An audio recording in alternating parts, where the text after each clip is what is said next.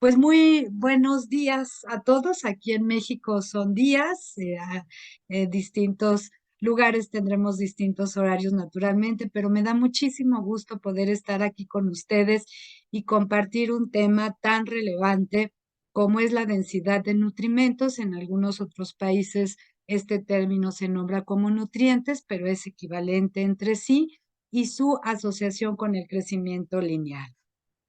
Me gustaría primero ubicar los objetivos de la presentación, que es revisar el concepto de la densidad de nutrimentos a partir de tres variables. Vamos a ir revisando a lo largo de este espacio la biodisponibilidad, los perfiles de nutrimentos y las sustancias bioactivas, que son conceptos que están relacionados estrechamente con la densidad de nutrimentos. Y al final vamos a destacar la relevancia de los biomarcadores como una herramienta muy útil para poder medir el consumo de los nutrimentos y de estos alimentos que son altos en densidad de nutrimentos. Para entrar en terreno, quisiera presentar esta diapositiva que me parece muy representativa de una manera de ver el marco conceptual dietético para promover una alimentación saludable. Y me gustaría que centraran su atención en el centro de la diapositiva, donde decimos que hay y queremos nosotros, a partir de una alimentación correcta, promover y alcanzar un mantenimiento de un buen estado de salud. Para eso entonces tendríamos que enfermarnos poco, por eso tenemos este signo positivo, tener menos presencia de enfermedades, como lo marcamos aquí en el signo negativo. ¿Qué tenemos que hacer para lograr esta promoción y este mantenimiento del buen estado de salud? Habría que lograr el equilibrio entre dos variables, entre la calidad de los alimentos y la cantidad de los alimentos. ¿Cómo se define la calidad de los alimentos? Bueno, pues la OMS lo define desde hace muchos años a partir de tres variables: la densidad de nutrimentos, la densidad energética de la dieta y la diversidad de la dieta. Si nosotros queremos hablar de la calidad de los alimentos, tenemos que pensar en estas tres variables. Y por eso en este espacio nos vamos a centrar en la densidad de nutrimentos, uno de estos tres componentes para medir la calidad de los alimentos. Tenemos que tener un equilibrio también con la cantidad de los alimentos y cómo nosotros podemos definir la cantidad de los alimentos. Bueno, pues como la flecha lo menciona, a partir de la frecuencia de consumo, como una vez, dos veces, tres veces determinado alimento y las porciones. Estas cinco variables nos permiten entonces tener un equilibrio entre la calidad y la cantidad que se dice sencillo, pero tiene un grado de complejidad lograr justamente este equilibrio para lograr una promoción y un mantenimiento de un buen estado de salud. Vamos entonces nosotros a centrarnos en la densidad de nutrimentos. ¿Y cómo podemos definir este concepto? Bueno, pues se puede definir desde la perspectiva de la cantidad de nutrimentos que podemos encontrar en 100 kilocalorías, las que podemos encontrar en 100 gramos o por porción. Esta es la definición que podemos nosotros tomar como densidad de nutrimentos. Como lo dije, lo vamos a revisar a partir de tres variables y vamos a comenzar con lo que es la biodisponibilidad de estos nutrimentos. La biodisponibilidad se puede revisar desde dos perspectivas, desde el concepto de la digestibilidad y el valor biológico, y ambas variables tienen que estar coordinadas entre sí e interactuar entre sí. ¿A qué le llamamos digestibilidad? Bueno, es qué tanto de los nutrimentos que consumimos a partir de los alimentos somos capaces de absorber. Ese es el concepto de digestibilidad. Pero metabólicamente no queda ahí la necesidad de poder consumir alimentos altos en densidad de nutrimentos, sino también tenemos el valor biológico que responde a qué tanto de estos nutrimentos que yo ya consumí a partir de los alimentos soy capaz de absorberlos para poder llevar determinadas funciones. Entonces, si ustedes se fijan, no necesariamente acaba la necesidad metabólica con el consumo de los alimentos, sino con esta capacidad que tenemos cada uno de las personas de poder tener este valor biológico. Si aterrizamos este concepto de biodisponibilidad en las proteínas que nos permite poder profundizar en este ejemplo, pues estamos hablando en realidad de lo que llamamos la eficiencia de conversión proteica, de pronto mal llamado calidad de las proteínas. En realidad el término correcto es eficiencia de conversión proteínica. Esta eficiencia de conversión proteínica, como lo dije en la diapositiva anterior, tiene que converger en los dos conceptos de digestibilidad y valor biológico. Si aterrizamos el concepto en este proceso de proteínas, la pregunta sería, ¿qué tanto la proteína que estamos consumiendo a partir de los alimentos se digiere a aminoácidos? ¿Qué tanto de estos aminoácidos se absorbe? Y desde la perspectiva del valor biológico, ¿qué tanto de estos aminoácidos que se han absorbido realmente son utilizados para la síntesis de proteínas? Entonces, ustedes se fijan, son tres procesos que van de la mano y que puede en algún proceso metabólico quedar mermado y no llegar a su estado final, que es la síntesis de las proteínas. Si nosotros sumamos estos dos conceptos, entonces es cuando podemos hablar de una eficiencia de conversión proteínica, que es la multiplicación entre la digestibilidad y el valor biológico. Contamos con tablas donde nosotros podemos consultar cuál tendría que ser esta eficiencia proteínica de los diferentes alimentos que tenemos a partir de los diferentes aminoácidos. No voy a entrar en detalle en eso porque no vamos a hablar específicamente de la eficiencia proteínica, pero sí quisiera hacer énfasis que la leche, el huevo y la carne son los alimentos con mayor eficiencia de conversión proteínica. Es lo que conocemos como el estándar de oro y a partir de estos tres alimentos podemos escalar y podemos categorizar a los demás alimentos desde esta perspectiva. ¿Cómo influye y de qué depende que esta digestibilidad y este valor biológico pueda llegar a su máxima expresión? Bueno, pues cada persona tenemos un contexto particular del genotipo y del fenotipo que van a influir en estos componentes, ¿verdad? Personas que tienen alta actividad física o viceversa, nuestro estado de salud, la edad, el sexo, masa corporal, el estado nutricio, la interacción con diferentes medicamentos, cómo tenemos nosotros alimentada la microbiota y el sistema inmunitario. Bueno, pues todos estos y muchos más factores influyen en este proceso de biodisponibilidad de los nutrimentos. Entonces, bueno, pues vamos empezando a entender que a partir de este concepto podemos pasar a lo que conocemos como perfiles nutrimentales desde la perspectiva de densidad de nutrientes. ¿Y qué quiere decir perfiles nutrimentales? Bueno, que nosotros a partir de la densidad de nutrimentos podemos clasificar a los nutrimentos y asignarle una posición a estos alimentos desde esta perspectiva.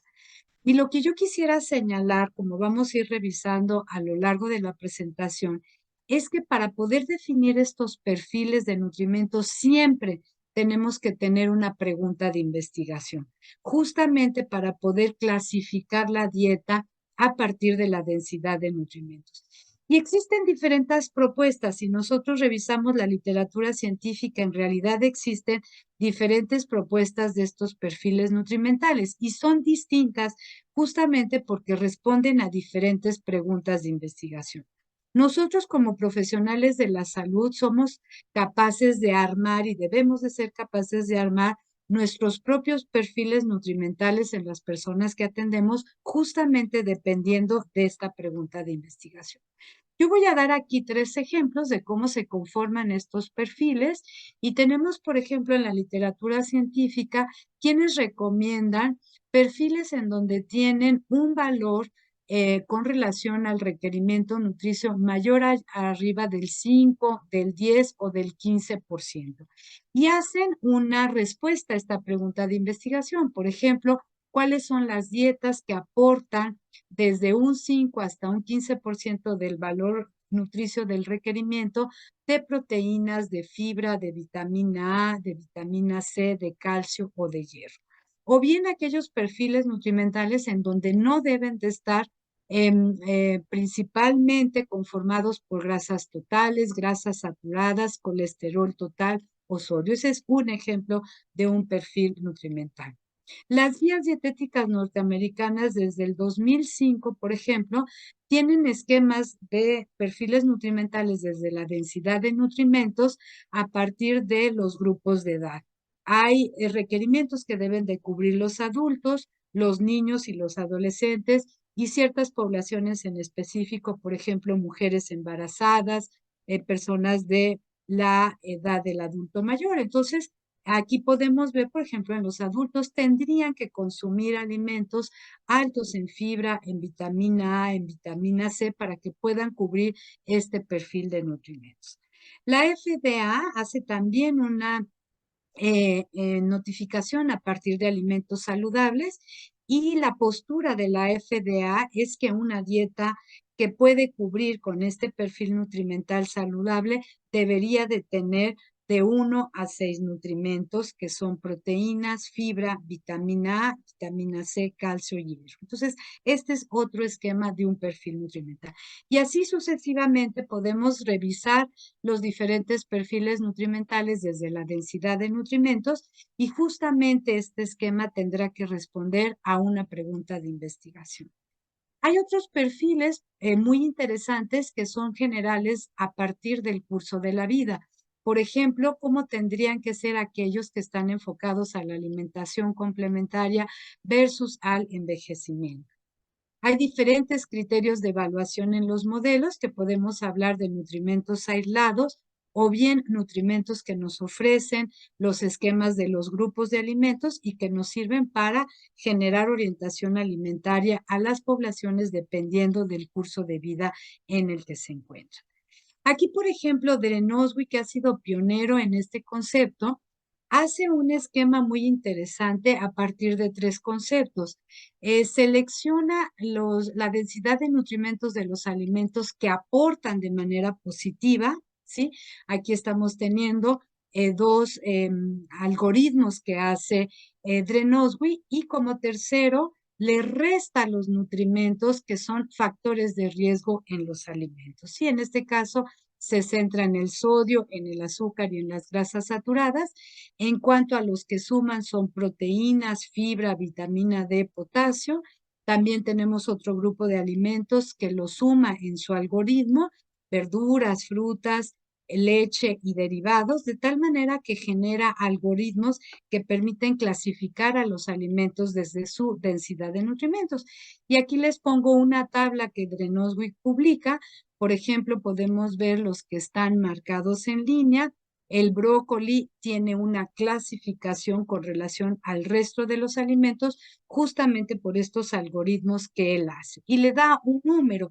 Por ejemplo, el brócoli adquiere una métrica de 224 con relación al resto de los alimentos y es cuando él empieza a clasificar los alimentos desde la perspectiva de densidad de nutrimentos. Entonces, con estos ejemplos podemos ver que justamente estos perfiles pueden variar dependiendo del objetivo que tengamos a partir de cada uno de los individuos. A este esquema sumamos lo que conocemos como sustancias bioactivas, que también están muy relacionadas con esta densidad de nutrimentos y esta absorción que puede haber en nuestro cuerpo. ¿Y a qué le llamamos sustancias bioactivas? Pues primero tenemos que definir qué es la bioactividad, ¿verdad? La bioactividad es la capacidad que tienen ciertos sustratos de interactuar químicamente con los tejidos del organismo. Son compuestos que se encuentran en los alimentos que influyen en las actividades celulares y fisiológicas, obteniendo efectos benéficos en la salud.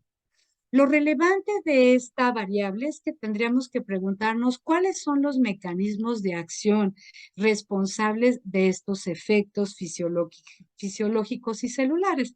Yo pongo aquí un ejemplo, por ejemplo, las proteínas del pescado, las proteínas del músculo del pescado.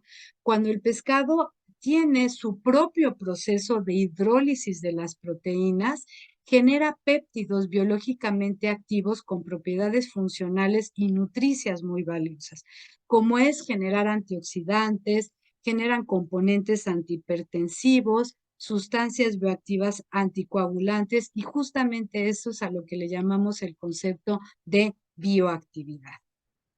Si nos centramos, por ejemplo, únicamente en las frutas y las verduras que tienen una buena densidad de estas sustancias bioactivas, bueno, pues podemos nombrar a los fitoquímicos, a las vitaminas, a los nutrimentos inorgánicos y la fibra. Y quisiera que centráramos nuestra atención en los fitoquímicos, ¿verdad? Que tenemos de diferentes naturalezas, tenemos los carotenoides, los polifenoles, los alcaloides. Y podemos ver en esta diapositiva diferentes frutas y diferentes verduras y la gran cantidad que tienen estos polifenoles. En realidad es que podemos ver frutas y verduras que tienen una buena densidad de estos polifenoles y algunas menores, pero en general son ricos en estas sustancias bioactivas. ¿Y cuál es la relevancia desde la perspectiva que hemos venido revisando en cuanto a las sustancias bioactivas? Bueno, pues en concreto, los flavonoides son procedentes del metabolismo de las frutas y de las verduras, se generan a partir de este metabolismo de las frutas y de las verduras y tienen numerosos efectos benéficos en la salud, ya que en general actúan como antioxidantes. Para hablar un poco desde la perspectiva de los antioxidantes y dar un ejemplo, por ejemplo, estos flavonoides poseen la habilidad de destruir los anillos C propios de los grupos hidroxilos que actúan como oxidantes. Y entonces, gracias a ellos, reducen los radicales libres, tienen capacidad de quelar los metales, impidiendo las reacciones catalizadoras de los radicales libres.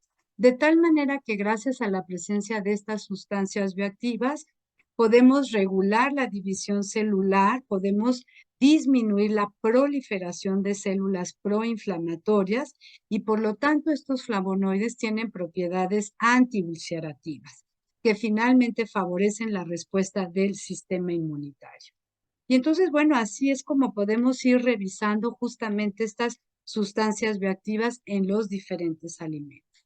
Entrando ya en un terreno más cercano a esta interacción de estas sustancias bioactivas con relación al crecimiento en estatura, bueno, pues sin lugar a duda podemos aterrizar en el ejemplo de la leche en donde la leche tiene esta gran propiedad de matriz láctea, que es una propiedad particularmente de la leche y de los productos que contiene la leche. ¿Por qué? Porque interactúan una diversidad de nutrimentos que están estrechamente relacionadas con el crecimiento en esta. Y vamos a revisar en esta diapositiva a lo que nos referimos con matriz láctea. Por ejemplo, la lactosa tiene una gran utilidad para que podamos absorber la vitamina B2, también nos ayuda a la absorción del calcio y por eso decimos que están interactuando estas sustancias para mejorar la densidad de estos nutrimentos. Si pensamos directamente en la vitamina B6, pues la vitamina B6 también es útil para que podamos absorber las proteínas. La vitamina B5 nos ayuda para la absorción de los lípidos y la vitamina D interactúa para poder tener una mejor absorción con el calcio y con el fósforo. Entonces, en esta diapositiva podemos ver esta matriz láctea que todo el tiempo está interactuando los nutrimentos entre sí para que podamos tener una mejor biodisponibilidad de cada uno de ellos y podamos tener una relación, en este caso específicamente, de un mayor crecimiento en esta. ¿Por qué tiene esta relación directamente con el crecimiento en estatura? Bueno, por lo que comentaba, contiene estas diversas sustancias bioactivas y que están estrechamente relacionadas con el crecimiento.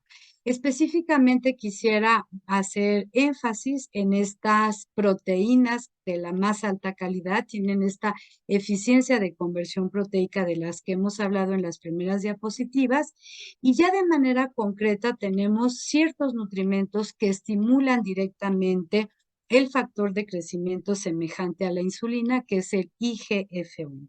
¿Cuáles son estos nutrimentos? La lactosa, el potasio, el fósforo, el magnesio y el zinc están estrechamente relacionados con esta IGF y por eso tiene esta interacción con esta disponibilidad y esta disposición de mayor crecimiento en esta.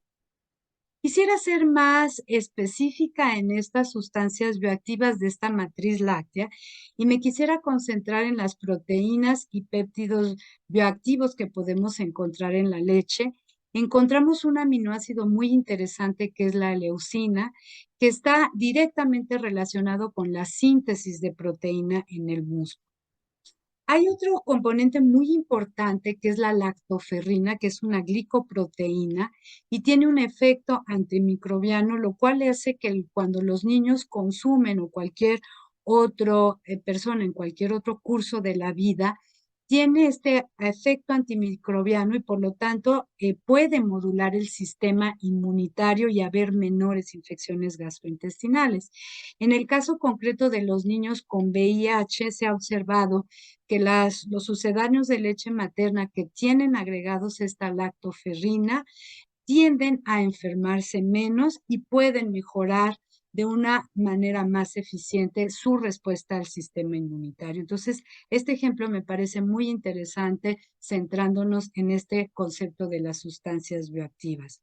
La lactosa también funciona como un prebiótico, se fermenta en el colon produciendo microorganismos que mejoran la microbiota intestinal y nos ayudan a la absorción de vitaminas y nutrimentos inorgánicos, específicamente como es el calcio, entre otros. Entonces aquí podemos ver un ejemplo de cómo pueden interactuar estas sustancias desde una pregunta de investigación. Y en este caso la pregunta de investigación sería, ¿cómo puedo propiciar un mejor crecimiento en los niños? Y es entonces cuando tenemos que mirar en qué densidad de nutrimentos de los alimentos nos ayudan a responder esta pregunta de investigación.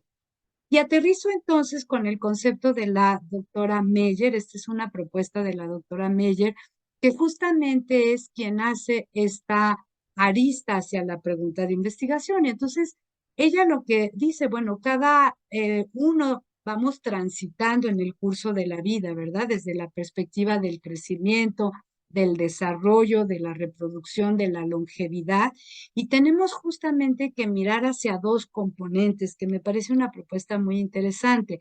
Lo que ella le llama nutrimentos tipo 1 y nutrimentos tipo 2. Que en realidad el primer esquema alude justo a la pregunta de investigación. ¿Qué necesito aportar desde la perspectiva de la dieta para poder propiciar cierta condición metabólica?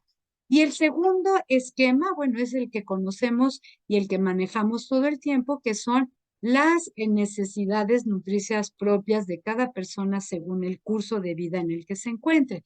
Si aterrizamos esta propuesta de la doctora Meyer desde la perspectiva del crecimiento en estatura, lo que tenemos en el primer componente en relación a la pregunta de investigación es que tenemos que identificar la densidad de nutrimentos de los alimentos que permite el crecimiento en el niño.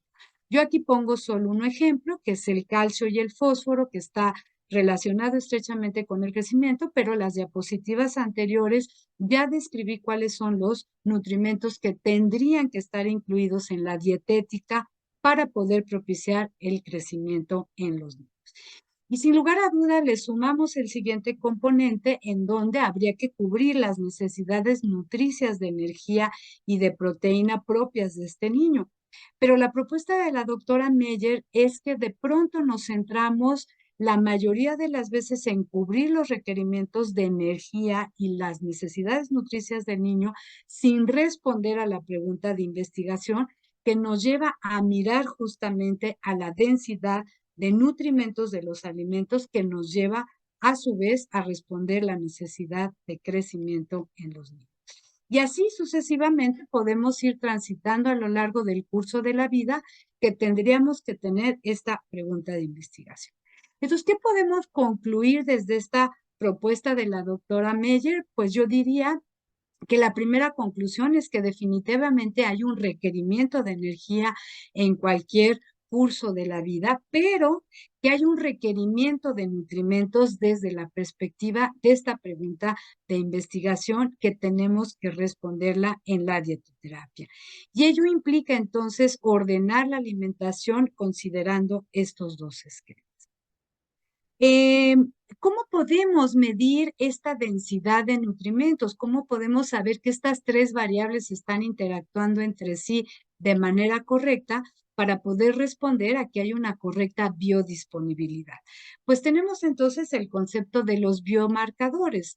Los biomarcadores nos permiten ver el reflejo metabólico de estas tres interacciones, si hay un proceso bioquímicos y a la estructura metabólica se vio beneficiada a través de la interacción de estas tres variables. Entonces, estos biomarcadores en realidad pueden ser utilizados para evaluar la exposición a un consumo dietético, para ver si hay una respuesta dietoterapéutica a partir de una intervención nutricia, ¿sí? Y mide también algo muy importante, estos biomarcadores, mide la predisposición a desarrollar una enfermedad o bien si este tratamiento está realmente funcionando. Nos sirve realmente como una variable predictiva y preventiva.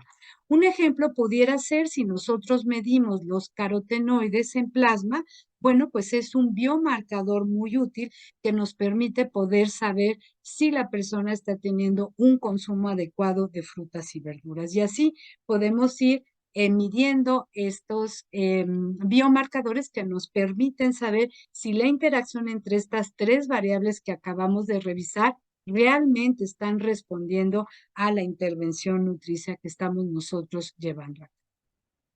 Hay una variable que me parece muy importante mencionarla, que son las técnicas culinarias, que de pronto no las miramos porque nos quedamos mucho en la fisiología de los alimentos y en la fisiología de la dietoterapia, y de pronto nos olvidamos en otros componentes que también afectan a estas sustancias bioactivas y por lo tanto a la densidad de nutrimentos. Y aquí de lo que estamos hablando es que hasta las técnicas culinarias tienen una influencia en esta densidad de nutrimentos. Y quisiera que centrara su atención en estas últimas barras donde está la flecha azul, y lo que estoy mostrando aquí es cuál es la proporción de vitamina E que tiene, por ejemplo, el brócoli cocido versus el brócoli crudo. El brócoli cocido es la barra que está llena y el crudo es la barra que está achurada. Y fíjense cómo si nosotros cocemos los alimentos con determinadas técnicas culinarias, aumentamos incluso la densidad de nutrimentos de vitamina E, contrario a lo que de pronto pensábamos que las técnicas culinarias hacen que disminuya la proporción de ciertos nutrimentos. Pues aquí podemos ver en esta publicación que es muy interesante cómo dependiendo de las técnicas culinarias, al contrario, aumenta la densidad de nutrimentos en ciertos alimentos. Y lo mismo sucede en la zanahoria cocida, que es la barra rellena versus la barra achurada. Vemos cómo la vitamina E aumenta a partir de ciertas técnicas culinarias. A mano derecha tenemos otro ejemplo con la vitamina C, en donde aquí sí, efectivamente, por ejemplo, la zanahoria cocida pierde un poco más de vitamina C en comparación con la cruda. Pero el brócoli, al cocerlo, mejora su concentración o su densidad de la vitamina C. Entonces, lo que quiero mostrar en esta diapositiva es que incluso cuando nosotros pensamos en esa pregunta de investigación de la propuesta de la doctora Meyer, tenemos que ver un esquema completo de lo que yo siempre le llamo el plato a la boca.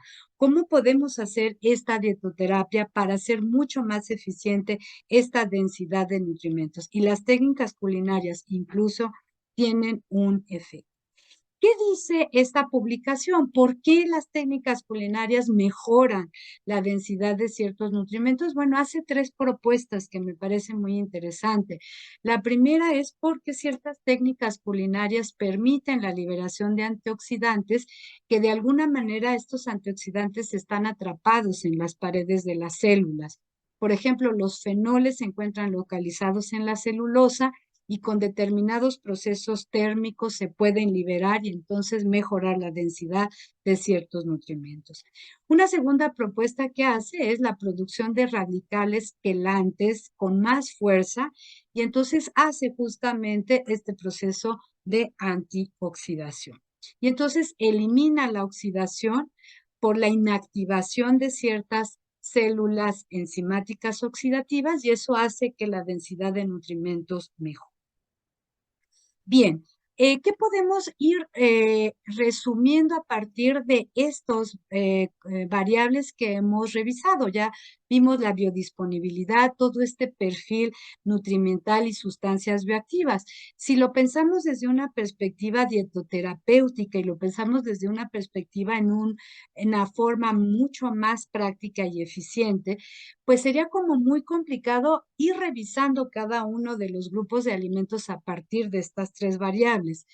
Y esta situación la podemos manejar de una manera más eficiente en la dietoterapia desde el concepto de la diversidad de la dieta, que si ustedes recuerdan, la segunda diapositiva es uno de los componentes que mide la calidad de la dieta. ¿Cómo podemos hablar de la densidad de la dieta y cómo podemos definirla? Bueno, en realidad la OMS la define desde hace muchos años a partir de 7 grupos de alimentos, ¿sí? Tenemos el reconocimiento de la OMS con los grupos de alimentos de cereales, leguminosas, derivados de leche, leche a partir del primer año, alimentos de origen animal, el huevo como único alimento, frutos y verduras ricas en vitamina A, otras frutas y otras verduras. Estos son los 7 grupos de alimentos que la OMS reconoce para poder medir la diversidad de la dieta.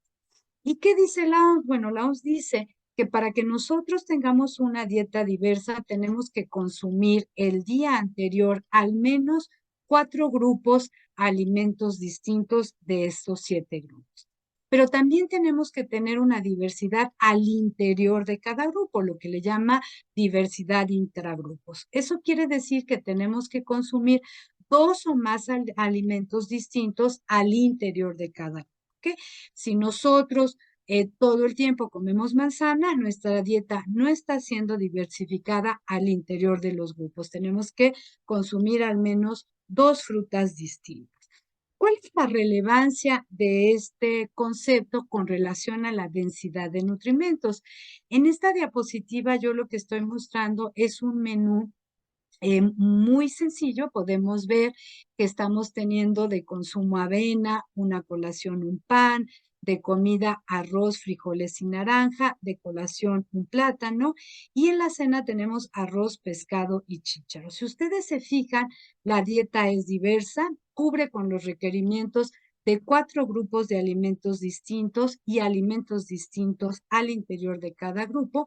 Y si ustedes se fijan, esta dieta está pensada en niños para 2 a 3 años y cubre su requerimiento de energía, rebasa el requerimiento de proteínas y queda un poco corta en el requerimiento de hierro, ¿verdad? Vitamina A la supera de una manera muy completa. ¿Qué pasa si al día siguiente se diversifica esta dieta y en lugar de agregar pescado, diversificamos la dieta y cambiamos el pescado por hígado de pollo? Fíjense ustedes cómo, de manera muy interesante, el hierro que no cubrimos el día anterior se supera en este día. Entonces, el concepto de diversidad de la dieta nos permite incluir los conceptos que hemos revisado que nos lleva a la calidad de la dieta. Y aquí abajo lo pongo. El diversificar nos permite diversificar la densidad energética de los alimentos, la densidad de los nutrimentos y, por supuesto, mejorar la biodisponibilidad a partir de ampliar la interacción entre los diversos alimentos. Y por supuesto, incluir las técnicas culinarias dentro de este concepto de diversidad.